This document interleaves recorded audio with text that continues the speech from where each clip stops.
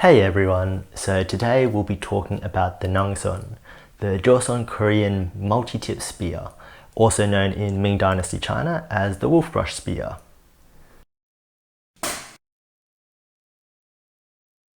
So this is a really interesting weapon for a couple of reasons. For starters, if you have a look at it, it looks really odd. It's a very unusual looking weapon. And the second reason is because it was a key weapon for taking down the Japanese, both during the Japanese pirate invasion of southern China and also during the Imjin War when Japan tried to storm through Korea to take China. And then the third reason is because it has poison. So in the Tongji manuscript, we can actually see how this weapon is supposed to be constructed. So it's basically just a bamboo plant with the tips and the bushy part left on. And Tongji states that the entire length should be 15 feet long, and it should have at least 9 to 11 branches on the tip. And the tips were adorned with small little blades or little hooks. Now at first sight, you look at a weapon like this and you think, well, that looks unwieldy, and I don't really see how it can be used very well because it doesn't have much offensive capability. And that's because you're using it wrong. So there's a YouTuber called TryEssence who refers to the Wolfbrush Spear as a cheese weapon in internet gaming speech. So it's basically a weapon to stop the opponent from winning. It's not about using it to try and beat your opponent. It's just there to stop the opponent from winning. And in that way, then you annoy the heck out of them until someone else can kill the opponent. So it was developed by General Qi Jiguang, the Ming Dynasty general, and he fought off the Japanese pirates on the southern coast. And the Japanese pirates had superior weaponry and training because they had nodachi, and they were better swordsmen than the common enlisted soldiers of the Ming Dynasty. So General Qi Jiguang didn't have a weapon that could stand up to the nodachi. The Chinese swords at the time were too short, and the spears and the polearms were too slow compared to the nodachi. So he created this in combination with the Mandarin duck formation to take down the Japanese. Now, an added benefit of the Wolfbrush Spear is its poison. So some people think the poison was added to the tips or to the little knives in the branches, but if you have a look at Tongji, then there's no real mention of any poison being added to the spear. But bamboo does actually have its own poison. So bamboo grows in a moist, wet, warm environment, and it gives rise to a lot of bacteria just sitting around on its branches. And the other thing about bamboo is that it likes to splinter, and it likes to leave those splinters in human flesh.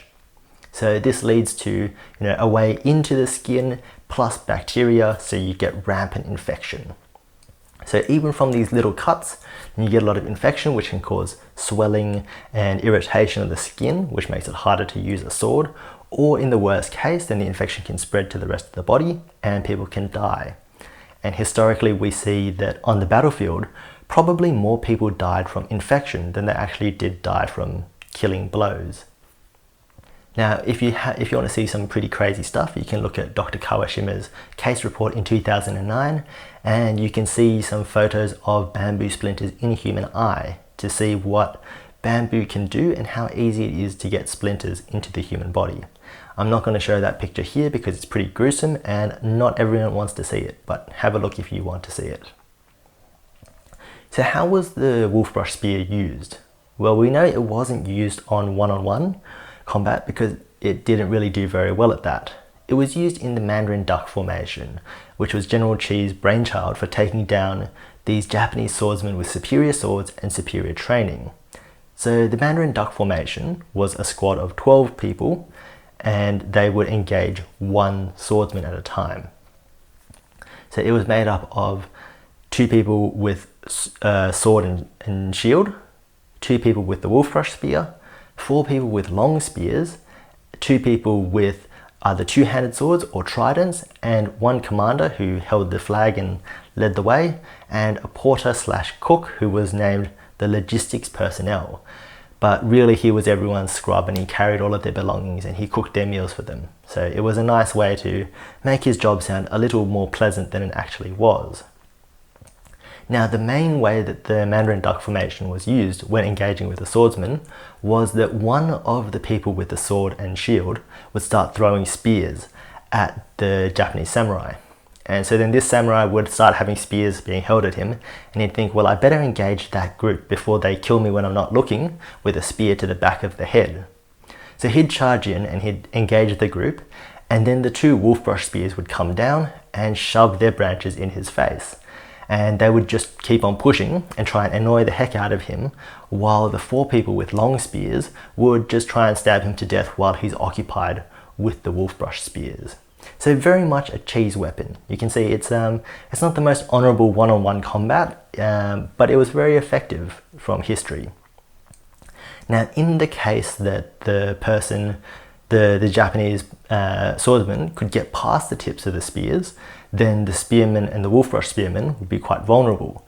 So the two people with sword and shield would engage with their shields and try and hold off the samurai while the entire formation moved back and started the process again. The people with the tridents or the two-handed swords would protect the flanks and the back so that no one can really attack the formation while they're dealing with said swordsmen. So in this way, then you see this literal twig, a next to nothing cost weapon that, you dig up a bamboo sprout and that's it, was the key to taking down the Japanese swordsmen with superior swords, superior training, and it was highly effective in both the campaign in China's south against the Japanese pirates, as well as during the Imjin War on the Korean Peninsula. So I hope you liked learning about this interesting weapon, and with that, I'll see you next time.